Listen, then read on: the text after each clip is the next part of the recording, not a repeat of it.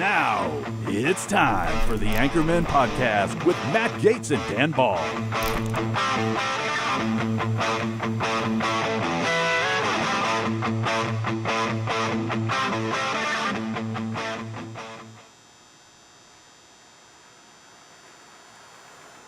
Welcome back to another episode of the Anchormen Show. I'm Matt Gates, host of the Matt Gates Show here on One America News. And in this episode of Anchormen, we're going to get into an issue that has really been a wedge point in American politics for the better part of a generation. It's the issue of abortion. And we have one of the inspiring young activists who's fighting for the cause for life among a generation who needs to hear this message. She's taking it to the belly of the beast in Southern California and around the country. Welcome to Anchorman, Kristan Hawkins, the president of Students for Life and Students for Life Action. Appreciate you being here with me. Maybe start by telling us a little bit about yourself, where you grew up, and what brought you to the pro-life movement. Sure. Thanks for having me, Matt. This is exciting to be here in your all's neck of the woods in Southern California today.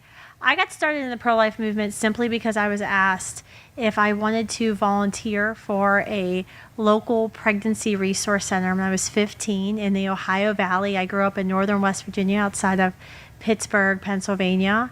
And, I was strong in my faith. I was raised, well, I would say in my evangelical church, Sunday morning, Sunday night, Wednesday, and sometimes Saturday nights. But we didn't really talk about abortion too much. And it wasn't really until I had that opportunity to go to this pregnancy center at 15 years old, to be trained and invested in, to really be able to sit down couch to couch with women who are coming into the center thinking abortion was their only option. That's really where I learned what was happening inside of Planned Parenthood and other abortion facilities every day. But then I also not only learned about the violence, but also about the lies that were being told and force-fed to this generation of women who believed abortion was their only way out or their only option. And from there, I launched a pro-life group at my high school and my college and got involved in the local Republican clubs. I was the youngest person there by 4 decades. And that's what started everything and why I launched Students for Life 19 and a half years ago, to really go right where young people are being sold the lies about abortion, where they're being directly targeted by the abortion industry, and to tell them the truth about the violence of abortion, how it's killing this innocent child, another member of our human species. It's this act of oppression and discrimination, but also to warn her that there's a better way and to not fall for the lies of the feminist movement. That so many of us, especially in my generation, were told that abortion was this thing we had to do. It was kind of a part of growing up, is choosing abortion, even if you didn't want to choose it, because that's the only way for you to succeed in life. And that's just blatantly false. I can't wait to get into the politics and the law and the policy that is emerging from varying states on all of these questions. But I really want to get to that moment when you start Students for Life. What kind of reaction did you get, and who were some of the people who were interested in working alongside you for that cause? Sure. Well, because of my interest in the political world that stemmed from my pro-life work, I ended up working for President Bush's re-election campaign in 2004, and that's what led me to the Republican National Committee. In Washington, D.C., as you know, is a pretty small town. I was known as the pro-life girl, and a friend of mine had approached me who I'd worked with the campaign and said, I met some young college students, and they have a pro-life organization. They want to go and they want to spread this message, and we know you're the pro-life girl. Would you talk to them? And that's really where I launched Students for Life. I had just turned 21. I was a newlywed, and I thought I wanted to go and get my PhD and to go to graduate school, and everything changed because I was given this incredible opportunity to launch a pro-life organization, a national pro-life organization. And, I would like to say it was easy. It was definitely not. I like to say that people thought we would be successful. They definitely did not think so. I got a lot of job offers in those first few years of people saying, "This is great. You're so cute. I love your passion, energy. Come see me when you run out of money. We'll make sure you have a job here somewhere in Washington." A lot of folks truly did not believe that it would work. Going to college campuses, educating young women and men about abortion would work, and that we would be able to inspire this army. I mean, today we're on over 1,600 college and high school campuses across the country. More than 50% of our four-year schools have a Students for Life group. More than 50% of Catholic diocesan high schools have a Students for Life group, and we continue to grow. But a lot of folks didn't think it would be possible. But if you know your social movement history, you know you have to have the largest, the most well-trained army, grassroots army, in order to win. No social movement is victorious without that. And when you look at social movement history, it's always the young people leading the charge. It's so true that the movement has been a successful one since you started 19 years ago. Certainly there's more work to do, but monumental successes in the overturning of Roe that I didn't think, or I certainly didn't know we would see in our lifetime. And I want to get to the impact that's had. But maybe as you talk about the build out of what you've done, what is driving the interest in membership? Like, what is bringing young people in to say yes? Of all the causes, of all of the political groups I could be a part of, Students for Life is something that I'm going to dedicate my time to. Yeah, it is interesting. You have this competitiveness, right, with Turning Point and college Republicans, but not so much anymore. I think the campus conservative movement is very united, and I'm honored that we have so many Turning Point groups co-hosting with Students for Life and vice versa. And it's really been great to see the movement on campuses understand that we have to be united. But I definitely think that when it comes to the issue of abortion, this is a generation that has seen their brothers and sisters via ultrasound, right? So the tired 1970s talking points of it's just a clump of cells, it's nothing, that doesn't work, right? If you're an intellectually honest person, you understand that what's inside of that mother, even though you may think that they're inconvenient or they're small, definitely is a human being. So we've definitely seen that change. We've also seen this sense of injustice, right? This is a generation that has seen in real time transformational change happen because they were the ones who led it. And when we talk to young people on campuses, I'm talking to them about human rights. I'm talking to them about oppression and discrimination. I'm using words that they they hear and they're talking about on their own. Yeah. And I'm applying those words to the greatest human rights tragedy, which is the abortion, the killing of these tiny innocent humans. And it kind of makes them stop in their tracks, right? It's not something they're used to hearing. I even sometimes talk to students about feminism, of what is feminism to you, especially these young women who, as we saw with the polls in this election this week, are so lost.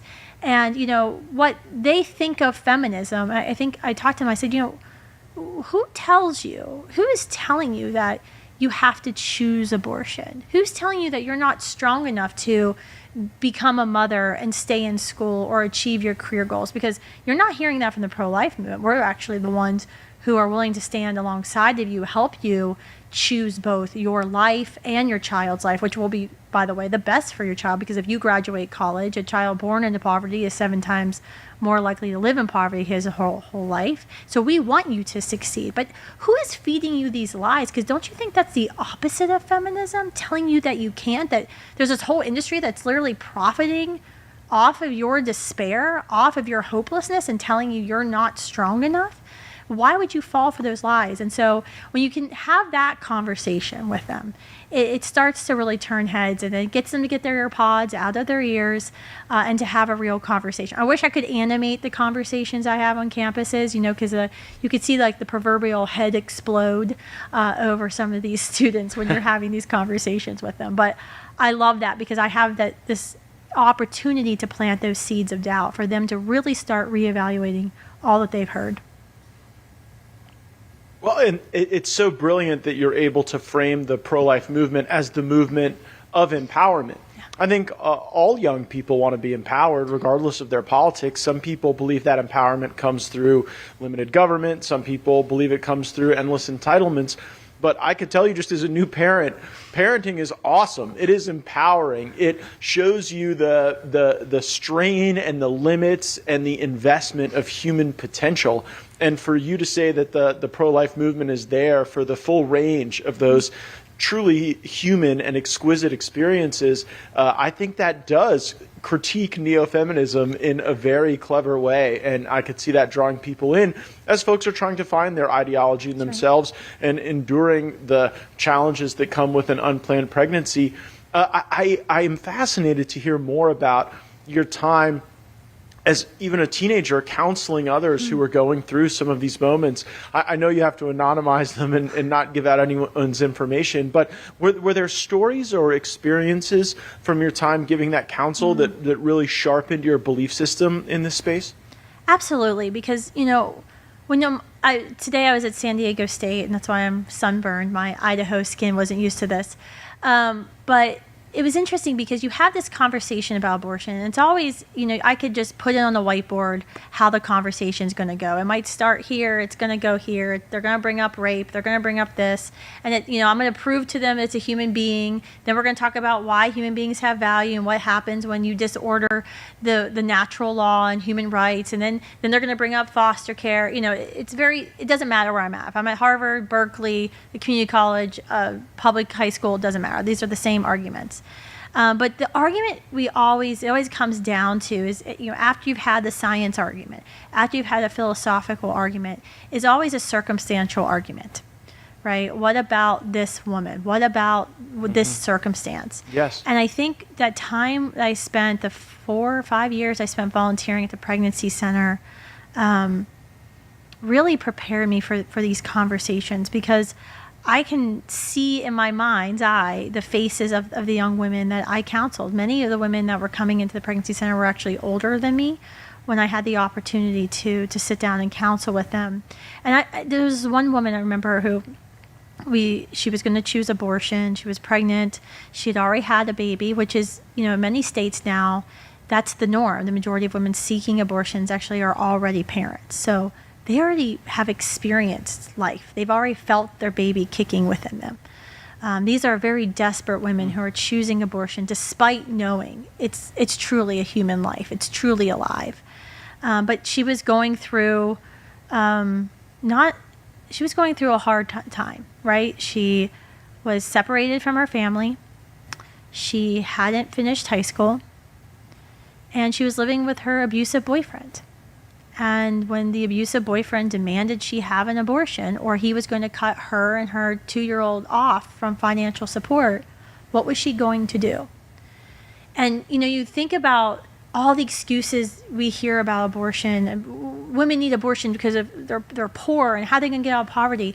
A lot of these women are in these abusive relationships. And one of the things that, this woman had already had an abortion before. Abortion kept her in the abusive relationship.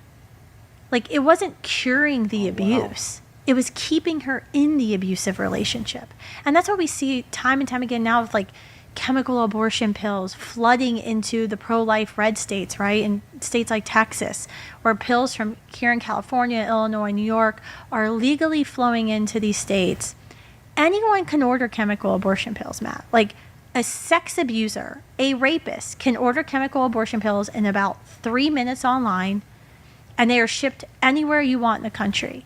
No one is stopping this, even though it's violating state law, even though it's violating federal Comstock Act, and you're keeping the abuse going. And that's what abortion does. Abortion enables abusers. Chemical abortion is a sex abuser's dream drug at this point. Well, and it is interesting that abortion is often presented as a false remedy. Yeah. That if you just have this abortion, it creates this externality that solves another problem. And I think some of the valuable counseling that pro-life groups do show other remedies that aren't the killing of a baby, but that can help you. And by the way, if you think it's going to be a remedy and it's not, you're going to kill the baby and you're still going to have that problem that you need to deal with in your life. You know, when you've seen circumstances where someone goes from wanting to have that abortion to wanting to have the baby, is there like a number one thing or a group of things that you can honestly say are effective at changing minds and changing hearts? I don't know if it's necessarily one thing when you're talking to a woman who's in an unplanned or crisis pregnancy situation. I think the number one thing that I've seen, and my first book, this is what I interviewed these women who were in these circumstances. The difference between a young girl who chooses life and chooses abortion is that she found one person to tell her she didn't have to do it. Because here's the deal, and as humans, right, it's written on our heart that killing a baby is wrong. You know, little kids, my children, when I had to describe what abortion was to them, they were aghast. Like, what? Why would anyone do this? And then you have to try to explain to them, why would someone choose abortion? When we're children, when we hear about abortion, we are shocked and saddened because we already know it's a baby.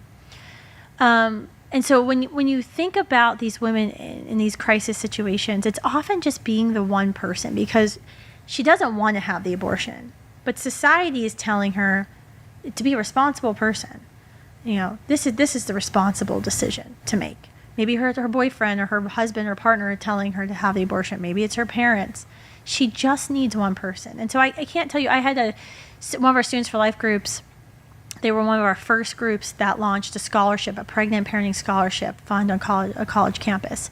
And I remember after they had launched it, they had pimped out their group to work at the campus basketball games all year round to raise money to start a scholarship fund. And they advertised it on campus, a scholarship fund, and it was like $250. And I was talking to their campus administrator, and he was telling me that a woman had applied for the scholarship, and they met with her, and they were meeting with all these applicants. And she said she had chosen life the previous semester because she saw the scholarship fund being advertised. She didn't know how much it was, and honestly, the amount it was, like $250, like that's what, 2 months worth of diapers at this point. It wasn't the amount. It was that somebody on her campus was telling her they cared about her. And you make such an interesting point about what drives people to the point of seeking an abortion is often external pressure. And so an easy release valve for that is to create external comfort, to create care, to create love around this person in the hopes that they will choose a path that will allow them to experience some of the greatest love that a human being can experience, and that's through parenthood. I want to talk about the relationship between abortion and race. We know that the founder of Planned Parenthood had deeply racist views and wanted to see the extermination of African Americans. And we see a lot of abortion clinics emerge in low-income communities and minority communities. Is abortion a path to black genocide in America? Absolutely. And, it's funny how God can take things that you don't like or appreciate and use them for good. I was on campus today, and there was 2 African American girls there who were very pro-choice and were biting their tongues waiting to talk to me. And both of them said, well, yeah, Margaret Sanger was a eugenicist. She was a racist. And I was like, oh, please elaborate. Please explain to all your pro-choice friends what you just said. Because, when we started Students for Life, talking about Margaret Sanger and the founder of Planned Parenthood, about how the founder of Planned Parenthood literally wrote and spoke openly that certain breeds and stocks shouldn't be allowed to reproduce. We were dismissed as these crazy conspiracy theorists. And since the Black Lives Matter movement, actually, Planned Parenthood has come out and has actually openly admitted that Margaret Sanger was a eugenicist. In fact, you used to be able to go to NYU's website, and they had a Margaret Sanger Center where you could read all of Margaret Sanger's insane writings. That's stripped. You have to now go in person if you want her archives. You can't get them online. She truly believed that people like my great-grandmother, who was a bastard born in a workhouse in Ireland, who was shipped to the United States before she was even 18, came by herself, that people like my great-grandmother should have been sterilized, because these were these poor immigrants who were ruining New York City, right? And that's the time that she lived in. She was friends with a gentleman, Lothrop Stoddard, who served on her first board of the American Birth Control League, and it was on her paper, who actually famously debated W.E.B. Du Bois, who wrote The Rising Tide of Color, who conspired with known Nazis. That was the founding of Planned Parenthood. And today you'll hear Planned Parenthood say, well, we disavow Margaret Sanger. We're no longer giving, like Hillary Clinton and all these others got the Margaret Sanger Award back in the day. We don't do that anymore. We've disavowed her. They shut down the Margaret Sanger Planned Parenthood Center in Manhattan just this year. Funny how all these Planned Parenthoods keep shutting down in blue states, but it's all the red states that apparently are harming women's health care. But they haven't disavowed her, because the fact is, what you just brought up is nearly 90% of Planned Parenthoods are located in urban minority walkable neighborhoods. 90%, still to this day. That is how their business model is set up, is to prey on poor minority women. And it's crazy too, because if you think about, I was debating these students today talking about federally qualified health centers. And I was like, why would you even go to a Planned Parenthood?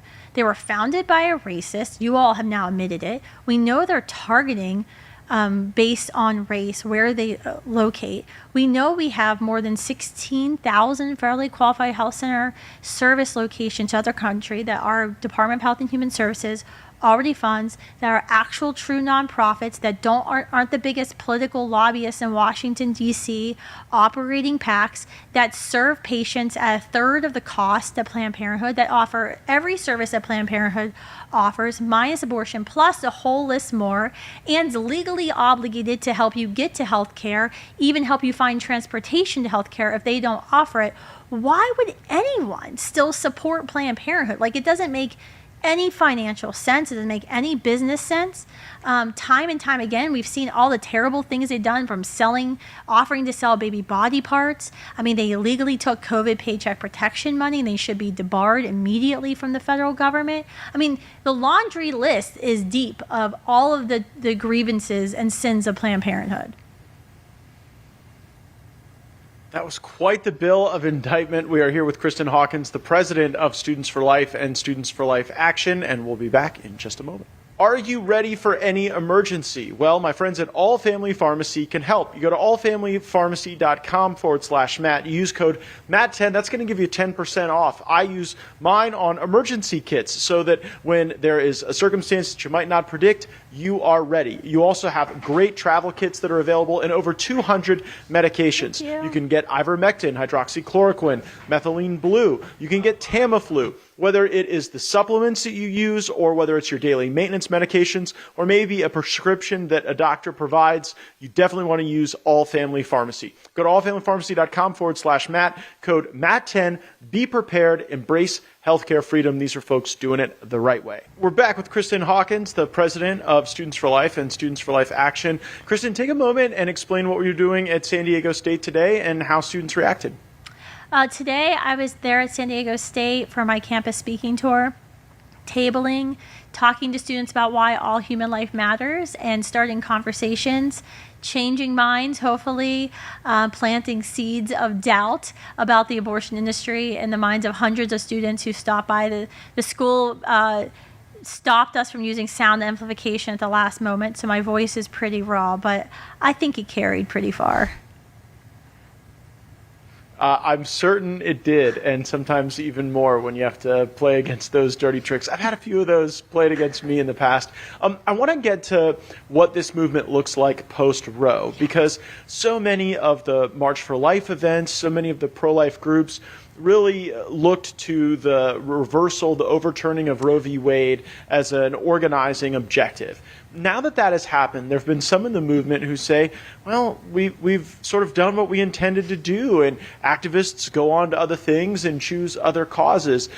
How would you respond to the observation that maybe the pro-life movement is deflated a little bit after having prevailed in the principal question before us. Yeah, if you're a pro-life activist and you've been deflated, then you didn't really understand the battle, right? Because think about the book of Joshua when the Israelites enter the promised land and they have this great victory at Jericho. That wasn't the end of the book. That was the beginning of the book. There was city after city after city that the Israelites had to take in order to conquer the promised land. And I think that's where we're at. Jericho's walls have fallen, but there's a lot of cities we still have to win and we have to defeat. And that's really where we've always said at Students for Life. And when I launched Students for Life 19 years ago, I always talked about us being the post-Roe organization, understanding that the moment Roe fell, we would need to be ready in every single state. I was always stress testing the system, right, of mobilizing our students. How quickly and how many students could I mobilize to a state capital, for example, in the years leading up to Roe's reversal? Because that's exactly what had to happen. We had to rush to several state capitals to finalize pro-life legislation, and now we continue to do that. That's why we're in all 50 states. But this is really just the beginning of the end of abortion. Roe was this stranglehold, right, that said, written in the Constitution, on the sides of the Constitution, in visible ink, there was somehow this right to kill a child, to kill your child. And when that was gone, it said now the people and its representatives. So Dobbs said the people and its representatives now get to decide, and that's state legislatures and the U.S. government. It's not just one or the other, President Trump, if you're watching right now. It's both. And we have to be involved both at the federal and the state level. Because guess what? Abortion's federal if we're paying for it. And we've been paying it for decades with our federal taxpayer dollars. We're paying with our state taxpayer dollars. And you have to think about, and I've looked high and low, there is no silver bullet to ending abortion, I'm sad to say. Ending abortion, the violence of abortion, means you have to change law. You have to make it illegal, but you also have to make it unthinkable, because we all know abortions were happening before Roe versus Wade, before it was legalized. It wasn't happening at the level that's happening today, but it was happening before. And so it's cultural change and political change that's required for this movement. So it really is this all hands on deck. There's, I talk about these, 10 cities we have to chase, and we have to engage in battle. One of them, which is we have to change the culture on all of our college campuses, so no woman ever again feels like she has to choose between the life of her child and education. We have to finally defund and debar Planned Parenthood. We cannot continue to use taxpayer dollars, federal or state, to fund the nation's largest abortion vendor, who, by the way, is their biggest political lobbyist and is the reason we see so many Republican defeats time and time again. We have to tackle the proliferation of chemical abortion pills, which are even the Trump administration, the FDA approving a generic chemical abortion pill not long ago. Even today, our Department of Justice not enforcing the federal Comstock Act, which bans the illegal mailing of abortion material, which is what's happening, and how our state pro-life laws are being circumvented by abortionists in New York in their freaking basements, who are going to the New York Times proudly declaring that they're circumventing Texas's laws because 4 women in their basements are selling illegal chemical abortion pills. We have to make sure that the young let me ask you about this. Sorry. Let me ask you about this, Kristan, because you've identified a few things that could be achieved through a different enforcement regime. Right. But there are other things you've identified that require a change in law. And to do that in Washington today, you have to have all the Republicans and some Democrats. And we used to have pro-life Democrats. Like where I'm talking to you from right now in Florida, we regularly in the Florida Panhandle elected some pro-life Democrats to Congress, to state legislatures. But now I only count one. Only Henry Cuellar of Texas is a pro-life Democrat. What happened to that endangered, almost extinct species, and does it have any hope of recovery? One, I think the hope of recovery is that the Republican Party is so strong in its pro-life beliefs that Democrats, in a self-interested manner, will start allowing some of their members to be pro-life. I think it's going to be a self-interested I've been in Washington for a while and I'm pretty jaded, but I think that's what that's going to take. Why have we seen Democrats leave the pro-life cause? Well, you can look, it was really when Planned Parenthood became politically active. It was the mid to late 80s. You had, like, Al Gore said he was pro-life. Jesse Jackson spoke at a March for Life in the late 70s. Like, you had big name Democrats who were always pro-life. In fact, in the 70s, it was the Republicans who were pro-abortion. Richard Nixon was not a pro-life activist by any stretch of the imagination. And so what happened? Follow the money. I'm sure you talk about this a lot, right? Follow the money. And that's exactly what happened. Planned Parenthood started applying for federal grants. They started increasing their private donations. They started making political contributions. And that's why we started to see Democrats falling away from the pro-life movement. We are not known in the pro-life movement as being well-funded, unfortunately. I'm always trying to correct that, but that's not what we're known to be. And then, you also saw just really in the past 20 years, though, the Democratic Party has made abortion one of their issues. It is a cornerstone issue in their party. If you are not right on killing a baby in the womb, you're not getting anywhere. You won't get the committee assignments. You'll get called into whoever's leadership's office. You will be Dan Lipinski, Catholic pro-life Democrat in Chicago, we were able to stop at least 2 primary elections against him. The third one, it was overwhelming the amount of money they spent. And he voted with them on like everything except abortion. Yeah. And the Republican Party, I wish, would learn some of these lessons that our Democrats friends across the aisle have taught us, because this is how we always lose. We always are like, oh, it's a big tent. You can have all these different views. And then when we get to Congress and we get in the majority, and I shouldn't be lecturing you about this because you're the expert here, we can't get anything done. No, I look, and I think that one of the reasons we haven't been successful is the adherence to this filibuster that Democrats will violate freely when they get power again. Like, the only people who stop the Democrats from violating the filibuster are either gone or they're gone from the Senate. It was Kyrsten Sinema and Joe Manchin. So they're going to violate this thing when they get power. Right. And so I think that where Trump talks about important issues that are critical to Republican voters, and abortion being among them, we have to have a different playbook for the battle space than we're currently using now. I think it's why President Trump took the extraordinary step this week of going to Capitol Hill and trying to remind Republican senators what time it is. But there is the practical issue of the elections and the voting, and I want to talk to you about that. Why do a number of these red states like Kansas continue to produce results when they vote on the question of abortion that portends a far more pro-choice position than we would otherwise think? There's a few reasons for that. Some that I'll publicly talk about, and some that I probably won't. I think that, I was in Kansas, and we were door knocking when that amendment came down. One, we have a problem within the Kansas GOP. We can't get pro-life bills passed now. They won't even try. They wouldn't even try. Couldn't get a bill out of committee last year. Wouldn't even try. You need strong leaders. You have to have strong leadership. We've seen this in President Trump and the success that the MAGA agenda has had because we have a strong leader willing to go to bat for the issues he believes in. You have to have strong leaders in the GOP. Kansas does not have that. I can tell you because we had students there lobbying and we couldn't get the bill out of committee. No one was even willing to try. That does not tell me I have pro-life champions. So I think leadership matters. I mean, you think about Florida.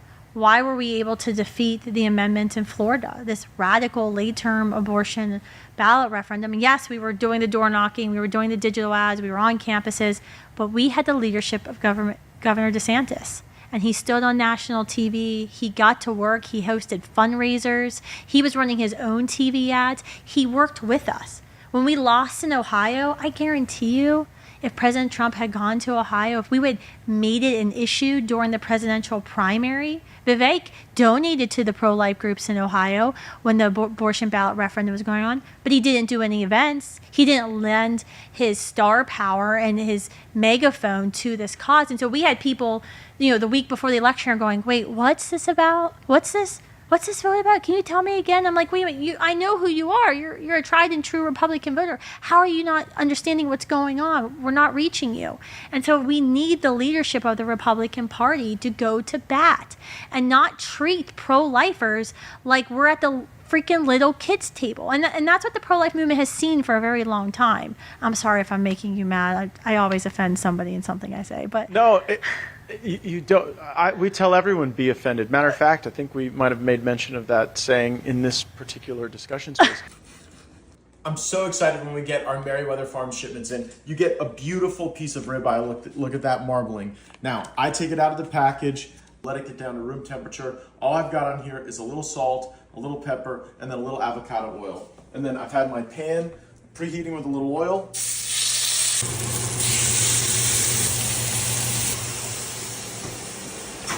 Head to merriweatherfarms.com and enter promo code MattG for 15% off your first order. But the critique you offer is an interesting one, because you're saying that the results, as we've seen them, aren't a static condition. They aren't, in your mind, representative of an electorate that's turning more pro-choice. They are representative of where some of the voices in the Republican Party are. And it begs this question. If you could take any state in the country and replicate their policies on life issues, which state would it be in and why? wow, that's a hard question, because there's a couple of different states. Texas has some fantastic work. So they have they funded their pregnancy center network in the state of Texas to over $100 million.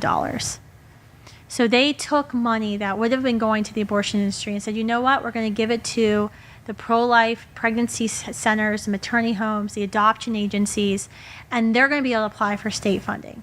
That is game changing, because we've never seen that level of support before. And now we're seeing it, I believe, and I don't want to offend Governor Santa, I believe Florida has it as well. We've seen some other states, Indiana, when Governor Mike Pence was governor, did the same thing. That's game changing when you can start saying, no, we're also going to let pregnancy centers and these help agencies actually apply for federal funds. We've also seen Texas lead. They were the first state to pass our Anti-Chemical Abortion Trafficking Act this year. It was signed into law this September, which not only says we know abortion's illegal here in our state, but we still know it's happening. Now we can, and citizens in our state can, sue the illegal abortion vendors who are mailing these drugs into our states, which takes it out of the criminal courts to the civil courts, because we've had a problem with the SHIELD laws in some states where clerks just refuse to file lawsuits, from the AG in Florida and Louisiana. Speaking of Louisiana, has had some really interesting and innovative laws of really classifying chemical abortion drugs like you would other pharmaceutical drugs that are high or that are deadly. That's something that has to be done. There's a couple different states I would like to say, but Texas and Florida are on to something. But Texas obviously has moved to make abortion completely a thing in the past. Florida is still behind the eight ball a little bit and allows abortions until a child's heartbeat can be heard. But there's states that need to do more, like South Carolina. We should have passed our Life at Conception Act this spring. It almost passed in 2023. 3 Republican state senators killed the bill. Our students got busy. A couple of them got heat stroke. All 3 of them lost their primaries to solid 100% pro-life conservatives who won their general election. The sister senators, we call them. But then we got to session this year, and the Speaker of the House in South Carolina, who had co-sponsored Life at Conception bill, killed the bill because he didn't want to talk about it this year. I don't know why. But why would he kill the bill after being a pro-life advocate for all these years? And so, it makes you think that you get to this point where they knew it was going to pass, then all of a sudden people wanted to shy away from being pro-life. And so there's a lot more states that should be on the list that tragically aren't. We're here with Kristan Hawkins, the founder and president of Students for Life and Students for Life Action. We're going through states that are doing things right, and after just a moment, we're going to ask about the states that are doing things the wrong way and really how dangerous things can be in some of these blue jurisdictions. We'll be back in just a moment. We're here with Kristan Hawkins, the founder and president of Students for Life and Students for Life Action. And Kristan, you were just sharing that Florida and Texas were good examples of where pro-life policy has really advanced in a unidirectional way. Give us some examples of where people should be deeply concerned that the policies are most abhorrent to our sensibilities around life. Virginia. So the loss of the legislature there in Virginia, not even talking about Abigail Spanberger, but the pro-abortion majority now in Richmond has guaranteed that they will have a abortion in all 9 months ballot referendum on the ballot in May. Not only that, but they took an illegal vote last week to nullify the 2020 bipartisan redistricting committee, and they want to have a redistricting ballot referendum on the ballot in May. Which, because of the wisdom of the founding fathers, and many of them were Virginians, you have to get something on the ballot in Virginia, you have to have 2 legislatures vote for it and have to have an intervening election. And so it was illegal because they didn't give 90 days notice, but they voted for this new redistricting commission that now the Democrats will get to decide where they want to gerrymander. And their goal is by May on the ballot in Virginia will be 2 constitutional amendments, one to allow abortion up until the moment of birth and no criminal punishment even if you let a baby die who's been born alive accidentally in an abortion facility, and also to allow the Democrats to gerrymander the state because they wish to take away Republican seats in Congress before 2026. This is massive. Virginia still has abortions. It's kind of they're at the beginning of the top of the South. And so you have many states all around Virginia that have moved to either heavily restrict or end abortion. They want to become the safe haven of the South for late-term abortion. This will mean tens of thousands of babies will die more a year in Virginia, and there'll be women who will be bused and shipped into Virginia to end the life of their children, and it'll be completely unchecked. And sadly, with the swamp that's, gone into Northern Virginia, and the just outrageousness of how Northern Virginia has basically ruined the rest of the state for everybody. It's going to be very hard to stop this, and it's going to be a beast to stop this because the abortion lobby will be spending hundreds of millions of dollars to ensure that Virginia votes for abortion up until the moment of birth. Abortion tourism isn't really something I think any state would want to be known for. Gavin Newsom does appear to be the Democrat frontrunner for president right now following this week's election, and his successful urging of other blue states to model his behavior when it comes to gerrymandering. What do you think that national voters should know about Gavin Newsom's record on abortion? Gavin Newsom uses Bible verses that he apparently has never read to justify abortion. That's probably when people I say, oh, how do you keep your cool on campuses when people are yelling and screaming at you? It's usually pretty easy because I have sympathy for them, but I lose my sympathy very fast when they try to just use the Bible to justify abortion. He has literally funded pro-abortion billboards in the Deep South using scripture to promote abortion tourism to California. Like, as if California isn't killing enough babies, he wants women from the South to go to California to kill their babies. Like, it is absolutely sickening. They put Planned Parenthood's in California, they put Planned Parenthood's phone number on the back of every student ID's card. They've openly welcomed the abortion industry working in their public school system. They allow Planned Parenthood, which just doesn't make any sense. They allow Planned Parenthood, the leading abortion vendor in the country, the agency that profits off of irresponsible sexual decisions, to go into California schools and teach sex ed. That is like having Philip Morris go into schools and tell kids not to smoke. That is exactly what happens here in California. He is the abortion governor of the United States, and he is radical. And I don't care how nice he was to Charlie on his podcast at one time and try to pretend like he was friends, or how polite he might have been to Governor DeSantis when he debated him on Hannity. He is a snake. He is an oil salesman. Oh my gosh, I'm going to stop being Christian, so I'm just going to calm down. But he would be the most radical abortion president we have ever had in the United States of America, even more than President Obama, who ushered in, Obamacare and ACA, which at the time was the largest expansion of abortion we've ever seen. He would find a way to top that because he loves it so much. Wow. Well, I'd love to know then what you'd like to see on the other side. There are probably going to be a number of Republicans who want the nomination in 2028.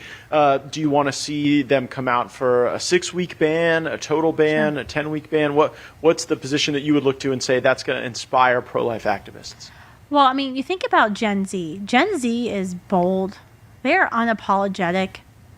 Gen Z is not going to be inspired by a presidential candidate that's like, yeah, I don't like abortion, but I think we should only limit it to, we should ban it after 12 weeks or ban it after 6 weeks. Because Gen Z is going to ask the natural question of like, if it's bad, why are you allowing some of it to happen? Because they're going to ask that very natural question. If you want to inspire the pro-life base, you have to come out and be truthful. Abortion is a grave moral wrong. It kills the most innocent among us and tells women that in order to succeed, they have to pay someone to end the life of their child, that they have to have access to a special surgery to make their body, in the liberal terms, like the normative male body. We need somebody who can come out and say, that's wrong. And I would support a 100% ban on abortion. However, we actually have to have a hard conversation in our country that abortion has made us too lazy to have, which is how do we actually help and support families in crisis? Vice President Vance, when he was in Congress, when he was in Senate, for a brief moment, he was the co-sponsor of the bill to make birth free, to say, no, there should not be any medical deductibles you're paying through health insurance to deliver your child. That makes no sense. That's a common sense proposal that every American can get around.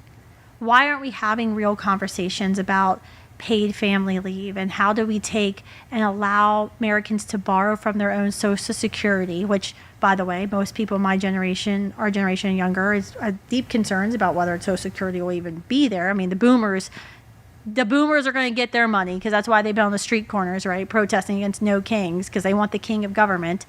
Sorry, I just offend people. But we need to have real conversations. Abortion's made us lazy as a society. I have this conversation all the time with our students of like, let's have a real conversation about the state of our foster care system. I'm happy to have that conversation. But we never get to that point because we're always hung up on abortion. And so I think we need to see leadership. We need to see a presidential candidate in 2028 who's going to say what we all know. Abortion kills an innocent human being who has the same value and dignity as the rest of us. And when we undermine that value and dignity of that child because of how small they are or their degree of dependency or their location or the circumstance of their conception, we undermine all of our human rights. All of our human rights. But we also have to have those hard conversations. We have to defund and debar Planned Parenthood, an agency that's getting $800 million of our taxpayer funds that kills over 400,000 children a year and is the largest funder of Democratic politics in Washington, D.C., doesn't deserve our money. It's super simple. We need to be talking about chemical abortion pills and how rapists have access to these drugs because there's no questions asked. Like literally in 3 minutes, any person, a man or a woman, you don't have to even prove you're pregnant, can go online and get chemical abortion pills shipped into any state in our country, violating the 1890 Federal Comstock Act. No questions asked. We now know chemical abortion pills are poisoning our water supply. We have tested Students for Life independently, had hired a company not based in the United States, actually had to hire a company in the Netherlands because no company in the United States would touch this issue when they found out what we were testing mifepristone, an anti-progesterone chemical that, progesterone is what keeps you pregnant. Men need progesterone too because it helps your brain development. It's actually these metabolites in mifepristone are actually found in our drinking water, tap water, and they're only found in one pharmaceutical drug, chemical abortion pills. They're in our drinking water. If we want to make America healthy again, we got to stop drinking anti-progesterone metabolites in our drinking water. We need to have the EPA seriously look and study at that. We need to have a presidential administration that says, let's promote the alternatives. Let's make sure every college campus has to tell a woman that she has somewhere to go. Like, we actually have laws, the 1970 Pregnancy Non-Discrimination Act. We still have Title IX. Biden didn't completely destroy it. We have pregnancy centers and maternity homes. You can go standingwithyou.org and find them. We have federally qualified health centers. Go to findthealthcenter.hrsat.gov. That's very helpful. That's what we need to hear from a leader. Well, and if there are students who are interested in getting involved with Students for Life or pro-life causes, where would you direct them to become a part of your organization? We would love to have as many students as possible join this movement. You can go to studentsforlife.org, instantly sign up, or just email your state at studentsforlife.org if you want to find out if there's a local pro-life group or if you want to start a pro-life group, and we'll walk with you every step of the way, because I once was that student, and that's how we designed this organization, to work with students who are the most underserved, but the most directly targeted by the abortion industry. Because you, as a student, have the opportunity to change minds and save lives. Kristan Hawkins, on her campus tour, visited San Diego State University recently, the president and founder of Students for Life. We appreciate you coming on the show and making your argument. And it's going to be interesting in these upcoming midterms, because we know the Democrats are going to have a very pro-abortion message. We know they're going to lead with it. And I think you've given Republican candidates a lot of tools to talk about this issue with intelligence and compassion, and with an understanding of where the energy is in our movement and what the expectation is from our voters. Kristan Hawkins, thank you for joining us on Anchormen. Thank you. We'll be back again next week, and you can always join us on The Matt Gaetz Show every weeknight, 9 o'clock Eastern, 6 Pacific, only on One America News. Follow me on X at Matt Gaetz. We'll be back soon. Want to see more great videos like this? Click on the link below to subscribe to OAN Live and watch Dan Ball's Real America and The Matt Gaetz Show on Dish Channel 212. Tune in, subscribe, and watch today.